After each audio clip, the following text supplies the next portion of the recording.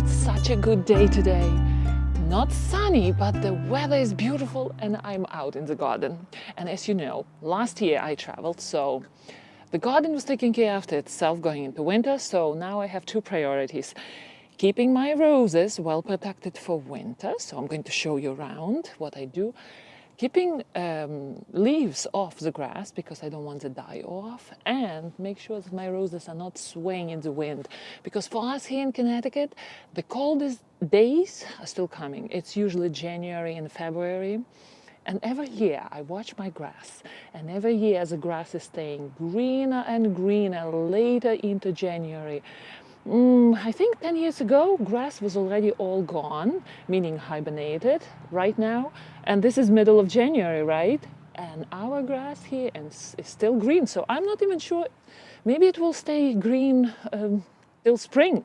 But just in case, I'm keeping everything well protected in my pots. And this year, storing pots is different because I'm trying to see if my handmade hypertufa and cement pots are withstanding Connecticut weather here, and looks like so far it's working. Still, January and February didn't come yet. Well, we're in the middle of January, but those cold days are still coming. So let me show you around what I did today. We will give you a tour of the pots and just be with you in the garden because it's such a good day today. So majority of my pots, they're usually on this porch in summer. I took them off, especially roses, which I had here. Actually, there was only one rose because this is a kind of windy spot here. And I have only two containers here with cedar. One I decided to clean up, which probably was a mistake because look what a nice winter presents those tall, sturdy sedum stalks are, right? So this one I'm keeping, and only in spring I will clean it up. And all the pots from this area is moved to the back where we have a secluded, not windy location, and it is at the same time sun has access here because I don't want to put my roses into a super dark space. We have here two roses. This one is apricot drift rose, a beautiful rose from Drift collection, and it is in their handmade cement container. It has insulation of the plastic pot inside, so I kind of coated the plastic container into this cement. I made sure that I had a lot of cement in the mix. This way this pot doesn't need to be moved into the garage, and the drift rose is hardy to zone 4. So my plan is that this rose will be very happy in this pot. As you can see, some burgundy color, which is very good for the winter. Rose is hibernating well, everything is nice and green. So far, so good. Well, this rose in the plastic container, this is a surprise rose. Somebody gave it to me. I decided to keep it. It's a pink rose. I have no idea what it is. I have a feeling that this is grandiflora rose because look at the growth habit.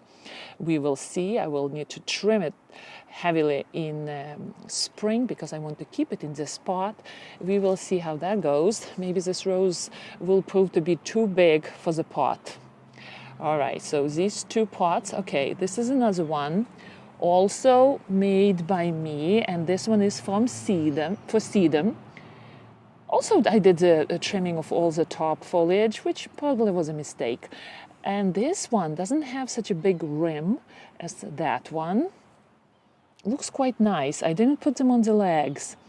I should probably do that. Well, it's too late to do. I manufacture my own legs from cement as well, so I have it at the back with two pots. I will show you later. It's too late to do it now, so hopefully these pots are doing fine. And here, the latest of my creation, I'm very proud of it.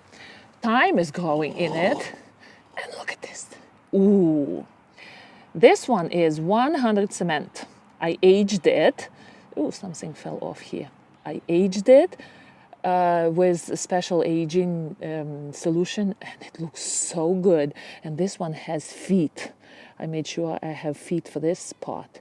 It looks so good. I'm going to repeat the same design.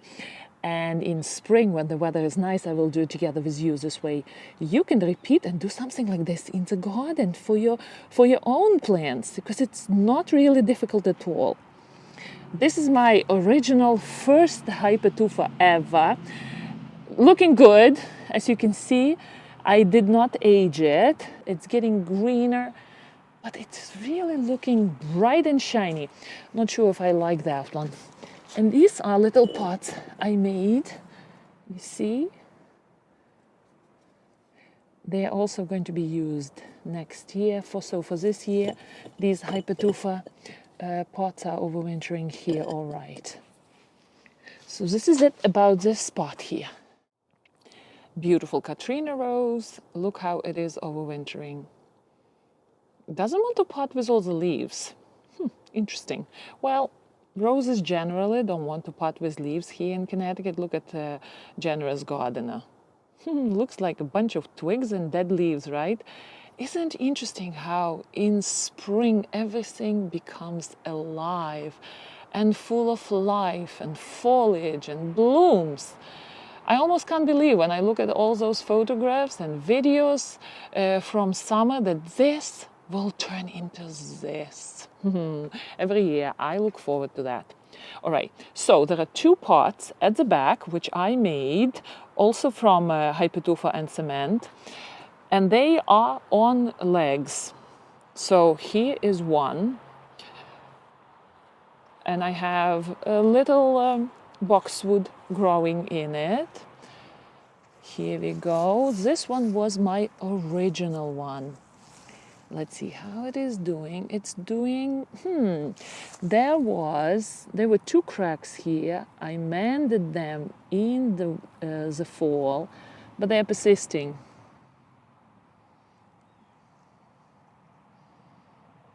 Yeah, this is the original pot, and I learned that I have to really do a strong lip, which will, you see here we have a plastic container, simple plastic container here, so water gets in, and that's a way to crack the cement here. So now what I do a huge lip over covering this edge. This way water has no chance to go in between the plastic and cement. But so far so good, and I have feet here, you see, 1 and 2 in the grass. So this pot is elevated. It's not going to have waterlogged conditions at the bottom. Very good, very good. And this rope design looks quite well here. All right, so this is pot number 1 at the back. And pot number 2, oh gosh, garden looks so wild right now. I was traveling in the winter, not in the winter, yeah, late fall, and I wasn't able to clean anything. So you can see it as it is. Here is this pot. It's becoming, I have a feeling it's becoming a little bit lighter here. I'm not sure. I have to check my videos from spring and summer. No, I made it in summer, so I have to check my videos from summer to see how dark it was, but it looks surprisingly very bright here. Maybe because of all the dreary colors outside. And it has feet as well right here. So it is elevated, it's quite heavy, together with all the soil inside. And it is hosting wonderful sedum, my beautiful reliable sedum here. So far so good, no cracks whatsoever. Very, very nice, very happy with it. So if my containers, my cement containers, would live through the winter successfully, I'm going full speed creating other designs in the garden. So if you want to follow along, please do subscribe and keep track of all the wonderful things happening in the garden here. There is one more thing I want to show you. Do you remember the water fountain I made for the back table? Together with a juga growing on the first layer, and then the second layer was a water fountain. It is right here. So also, I dismantled it. So this is the first layer, and this one is the second one. I just turned it around. Here you go. It's painted inside to imitate the depth of the water. So it is overwintering here outside as well.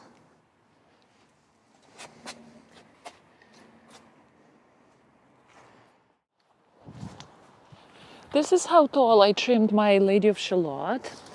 As you know, Lady of Shalott sends long stems at the end of the season, so it can be trained as short climber, but I don't want it to sway in the wind, so the best time is to do it in November in our area. And you see all these long stems, which can be climbing stems, but I don't want my Lady of Shalott to be a climber, so I don't want it to sway on the wind or catch our clothes right here.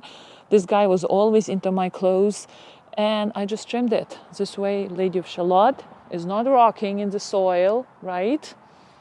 And overwintering just fine. The minute we trimmed this apple tree, this rose, there are two roses growing together, started sending shoots out. So there's hope that rose number 2, Lady of Shalott, is not going to overpower rose number 1 here. Because this year, this rose surprisingly did very well. I so look forward to the growing season. Another, 2 months to go? And then, well, actually today felt like spring. I spent the whole morning in the garden trying to get the grass going, get all the leaves out, and it doesn't really look like much, but it was a good workout for me. All right, my dear gardeners, we will see you in our next video. Happy gardening.